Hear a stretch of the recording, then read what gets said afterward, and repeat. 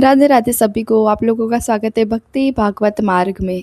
तो आज हम बात करने वाले हैं भगवत गीता का अध्याय 7वां ज्ञान योग, और इसमें बहुत अच्छे अच्छे टॉपिक्स भी है, तो मैंने कुछ नोट डाउन किए हैं। तो चलो आज हम बात करते हैं ज्ञान योग के बारे में। तो पहले तो कृष्ण अर्जुन को कहते हैं कि मनुष्य ज्ञानी कब बनता है, और श्री कृष्ण अर्जुन को इसमें सिखाते हैं कि मनुष्य को ज्ञान के साथ भगवान की प्राप्ति कैसे करनी चाहिए। तो चलो जानते हैं। तो इसमें हमारा पहला टॉपिक है कि भगवान को जानने का मार्ग क्या है, भगवान को हम कैसे जान सकते हैं। तो भगवान श्री कृष्ण अर्जुन को बताते हैं कि जो भी व्यक्ति अपने मन और अपनी बुद्धि से भगवान को समर्पित हो जाता है ना, वही सबसे बड़ा मार्गी बनता है। भक्ति का उनको सच्चा मार्ग पता होता है। इसीलिए पहले तो हमारा जो मन है, हमारी जो बुद्धि है, उसे भगवान में जोड़ना होता है, तभी हम भगवान के मार्ग पर चल सकते हैं और तभी हमें भगवान की प्राप्ति भी होती है। और सच्चा मार्ग किसे कहते हैं पता है? कि जो भी व्यक्ति को इस संसार में किसी से भी कोई लेन देन ना हो, यानी कि किसी से भी कोई फ़र्क नहीं पड़ता, उसे सिर्फ और सिर्फ भगवान से ही मतलब हो, तभी वो भगवान तक पहुंच जाता है। दूसरा टॉपिक है कि भगवान की दो प्रकार की प्राप्ति होती है। पहली प्राप्ति तो अपार प्रकृति, जैसे जिसमें आती है पृथ्वी, जल, अग्नि, वायु, अहंकार, बुद्धि, मन, वो है अपार प्रकृति। दूसरी है परा प्रकृति, जिसमें है जीवात्मा, यानी कि हमारे जीव का मूल आधार, जिसे जीवात्मा कहते हैं। और ये सारी प्रकृति को हम भौतिक प्रकृति कहते हैं। वो ये दो प्रकार की हमारी प्रकृति है। तीसरा टॉपिक है भगवान ही सब कुछ है, यानी कि जो भी व्यक्ति ये मानता है कि हमारे साथ जो भी चीज़ होती है, हो रही है, होने वाली है, वो सिर्फ और सिर्फ भगवान की वजह से ही होती है, वो व्यक्ति जो भगवान को पूरी तरीके से समर्पित हो जाता है, यानी कि वो भगवान के हिसाब से ही चलता है कि मेरे जीवन में दुख आया तो भगवान की वजह से है, सुख आया तो भगवान की वजह से है, यानी कि सारे कारणों का मूल कारण जो भगवान को मानता है वही सर्वश्रेष्ठ माना जाता है। और सबसे अच्छी बात तो ये है, वही व्यक्ति जीवन में आगे बढ़ जाता है, यानी कि उसको ही सच्चा मार्ग मिलता है। इसीलिए तीसरे टॉपिक में हमें ये जानने को मिलता है कि भगवान ही सब कुछ है। जैसे चलो एक एग्जांपल देती हूँ। जैसे एक धागा होता है, उसके अंदर हम मोती पुरोते हैं, तो समझ लो कि जो धागा है ना वो भगवान है, और उसके अंदर जो भगवान ने मोती पूरे हैं वो हम हैं। यानी कि धागा सब कुछ सारे मोतियों को जोड़ के रखता है ना, वैसे ही भगवान हमें जोड़ कर रखते हैं, हमारा आधार है स्वयं श्री विष्णु परमात्मा। उसके अलावा हम तो कुछ भी नहीं। अगर भगवान ने धागा तोड़ दिया तो समझ लो भैया हम भी टूट गए। तो हमें ये समझना होगा कि हमारा जो आधार है वो परमात्मा है। कई लोग ना अपनी दुनिया में जीते हैं कि नहीं भैया मैं हूँ, मैंने सब कुछ किया तो मेरी वजह से हो रहा है, हमारी वजह से कुछ भी नहीं हो रहा। सब भगवान, कारणों के कारण कौन है पता है? स्वयं विष्णु परमात्मा, हमारे जिसे परमात्मा कहा है। इसीलिए ये जो हमारे आंखों में पट्टी बंधी है ना कि मैं ही कर रहा हूँ, वो निकाल दो।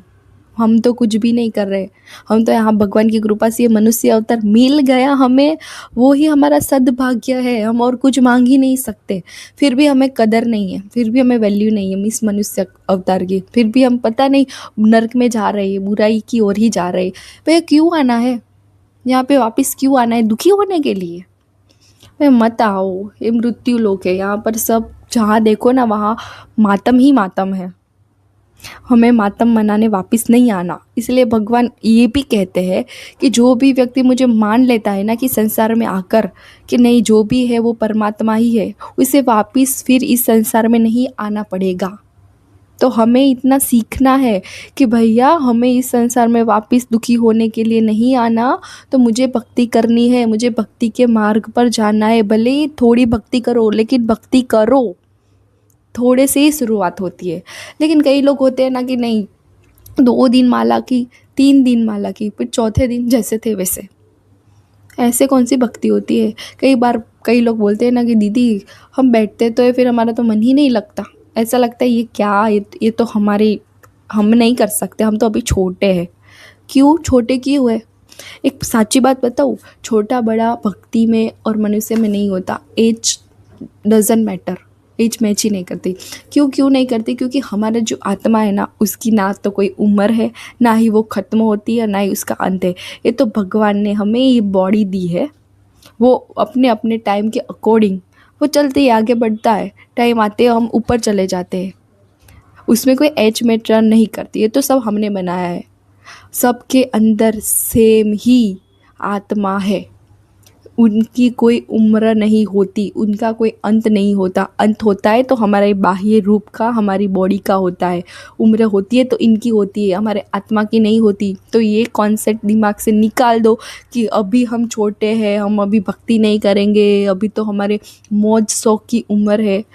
उम्र ऐसे ही चली जाएगी, फिर बैठे रहना, फिर आएंगे यमराज लेने के लिए, फिर जाना उनके साथ। अच्छा लगेगा कि नहीं? कई लोग भगवान के घर जाते हैं और कई लोग यमराज के साथ। अच्छा लगेगा? नहीं लगेगा ना। तो फिर क्यों क्यों टाइम वेस्ट कर रहे हो? ऐसी मोह माया में मत जाओ। मैं तो हमारी एज के लोगों से, बच्चों से, हमारी एज की जनरेशन से कहना चाहती हूँ कि यार एक बार आओ तो सही, एक बार हमारे राधा कृष्ण से मिलो तो सही। उन वो आपको पागल ना कर देना तो मेरा नाम बदल देना। तो कई लोग यही चीज़ से ज़्यादा डरते हैं। कई पेरेंट्स भी डरते हैं कि हमारे बच्चे इतनी एज में भक्ति में चले जाएंगे ना, तो फिर क्या ही संसार का क्या ही पता चलेगा, शादी कौन करेगा, ये कौन करेगा वो। अरे क्यों टेंशन ले रहे हो? ऊपर वाले ने अगर आपको भक्ति के लिए चुना है ना, तो समझ लो उन्होंने आपके लिए बहुत अच्छा कुछ सोचा होगा। वैसे ही नहीं, कृष्ण जी, लाल जी हम पर कृपा करते, इसलिए इस बात को समझो। अगर भगवान की कृपा है, भगवान की कृपा कब होती है पता है? भक्ति हमें कब मिलती है पता है? जब भगवान हमें चुनते हैं तब हमें जाकर भक्ति मिलती है। भक्ति के लिए भी हमें कई जन्म लेने पड़ते हैं। कई जन्मों के बाद उसके बाद हमें कृष्ण भक्ति मिलती है, शिव जी की भक्ति मिलती है। ऐसे ही भक्ति नहीं मिल जाती। अगर मिली है, थोड़े भी आप में भक्ति के लिए भाव है ना, तो भैया लग जाओ, आज ही लग जाओ, टाइम वेस्ट मत करो। क्योंकि हमें आधी सेकंड के बाद क्या होने वाला है ना, वो भी हमें नहीं पता। तो क्यों टाइम वेस्ट कर रहे हो? मेरी बात सुन लो। मेरे को भी ऐसा ही लगता था कि नहीं, अभी तो घूमेंगे फिरेंगे, पैसे कमाने हैं, वो करना है। कुछ भी नहीं साथ में आने वाला, कुछ भी नहीं आएगा। तो सिर्फ और सिर्फ हमारी भक्ति काम आएगी, हमारे सच्चे कर्म ही हमारे साथ आएंगे। तो इस सब में टाइम वेस्ट करना बंद कर दो और भक्ति में आगे बढ़ो। मैं तो चिल्ला चिल्ला कर सबको कहना चाहती हूँ कि भक्ति के अलावा, हमारी लाल जू के अलावा, हमारी ठाकुर रानी के अलावा हमारे कोई भी नहीं है। हमारे राधा कृष्ण के अलावा हमारा इस संसार में कोई भी नहीं है। सब कोई व्यक्ति, सब को यहाँ पर मृत्यु लोक में हमारे कर्म के भोग भुगतने के लिए आए हैं। और वो सब ख़त्म होगा तो हम चले भी जाएंगे, फिर हम वापस भी आ जाएंगे। अगर वापस नहीं आना तो सिर्फ़ और सिर्फ यही रास्ता है, यही मार्ग है, वो है भक्ति का, वो है नाम जप का। और कलयुग में हमें सिर्फ़ और सिर्फ नाम जप ही करना है और कुछ भी नहीं करना। इसीलिए ये सारी मोह माया, ये सारे मौज शौक, घूमना है फिरना है, वो करना है, अरे भैया सब होता रहेगा। भक्ति कर ले पहले क्योंकि भक्ति नहीं होगी तो हमारा इस मनुष्य अवतार जो भगवान ने हमें 84 लाख जन्मों के बाद दिया है ना, वो वेस्ट चला जाएगा। तो ये बात नोट कर लो। हमें क्या करना है? भक्ति करना है। भक्ति में क्या करना है? सिर्फ और सिर्फ नाम जप ही करना है। दिमाग में बैठा दो। एक बार आप नाम जप करना शुरू कर दोगे ना, तो फिर वो अपने आप चलता रहेगा, चलता रहेगा। अभी तो कितनी सारी टेक्नोलॉजी आ गई, अभी तो काउंटर आ गया है, अभी तो माला भी हाथ में रखने की कोई ज़रूरत नहीं है, तो काउंटर से तो हम कर ही सकते हैं। अभी आपके पास कोई रीज़न नहीं है हाँ भक्ति नहीं करेंगे उसका। काउंटर हाथ में ले लो, आप कोई भी काम भी कर सकते हो, नाम जप भी कर सकते हो। मैं वैसा ही करती हूँ। इसीलिए अभी कोई एक्सक्यूज़ नहीं करना। अगर भक्ति करते हो तो पूरे सच्चे मन से करो, लोगों को दिखाने के लिए नहीं। आजकल की भक्ति क्या है? लोगों को दिखाने के लिए। आजकल हम सब माला लेकर जाते हैं ना, तो कई लोग ऐसे भी है जो लोगों को दिखाने के लिए कि नहीं मैंने तो ये किया। अरे अपनी भक्ति को गुप्त रखो, किसी को मत बताओ। बताना भी है ना किसी को तो बोल दो, हाँ भैया मैंने तो आज इतनी माला कर दी, 16-20 माला कर दी। पर वो उस बात पर उन लोगों को लगना चाहिए कि ये 16-20 माला कर रहा है तो मुझे उससे ज़्यादा करनी है।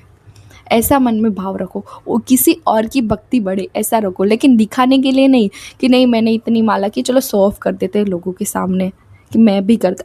लोगों को क्यों दिखाना है? दिखाना है तो हमारे कान्हा जी को दिखाओ, हमारी राधा रानी को दिखाओ, लोगों को नहीं, क्योंकि वो नहीं आने वाले हमारे हिसाब क्लियर करने के लिए, वो तो चले जाएंगे। हमें हमारा खुद ही करना होगा कल्याण। लोगों को ही अगर आप माला करते हो ना तो उसका फल आपको ही मिलेगा। डॉक्टर हमें जब दवाई देता है, हम जब बुखार में होते हैं तो हम पर ही वो दवाई का असर होता है ना।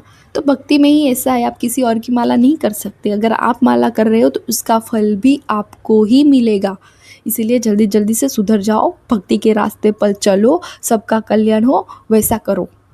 ठीक है, तो ये बात ज़रूर याद रखना, नोट करना ना, क्या करना है, भक्ति करनी है, भक्ति करनी है। हरे कृष्णा हरे राम, हरे कृष्णा हरे राम, राधे राधे। आप जिसे भी मानते हो मानो, बस सिंपल सी बात है, जिसे भी मानते हो उनका नाम लो। भटको मत राह पर से, क्योंकि जब भटक गए ना भैया, इस मोह माया में भटक गए ना, तो किसी की भी ताकत नहीं हमें बचा सके। और भक्ति के रास्ते पर चलोगे ना, दुख भी आएंगे, परेशानियां भी आएंगी, एक टाइम में ऐसा भी लगेगा कि भैया मैंने गलत तो नहीं कर दिया। नहीं, इन सारी बातों को इग्नोर करके क्या करना है, अरे परेशानियां तो आएगी, दुख तो आएंगे, लेकिन साथ में कौन है, मेरे राधा रानी, मेरे श्री कृष्ण। ये तो फिर कोई भी बात नहीं है। भगवान की ज़िंदगी में भी तो परेशानियां थी ना, हम तो फिर भी उसके भक्त हैं। और भक्त के साथ भगवान हमेशा होते हैं। परीक्षा लेंगे, मुश्किलें भी आएगी, लेकिन साथ कभी नहीं छोड़ेंगे। इसीलिए हमें भगवान का साथ रहना है, उनका भरोसा जीतना है कि भगवान जितने भी दुख देने हो ना दे दो, मैं तो आपको नहीं छोड़ने वाली। तो ये ज़रूर याद रखना। अभी हम बात करेंगे चौथे टॉपिक पर, जो है भगवान की माया। श्री कृष्ण अर्जुन को कहते हैं कि मेरी माया ना सबसे शक्तिशाली है, सबसे शक्तिवान है, जो मनुष्य को ना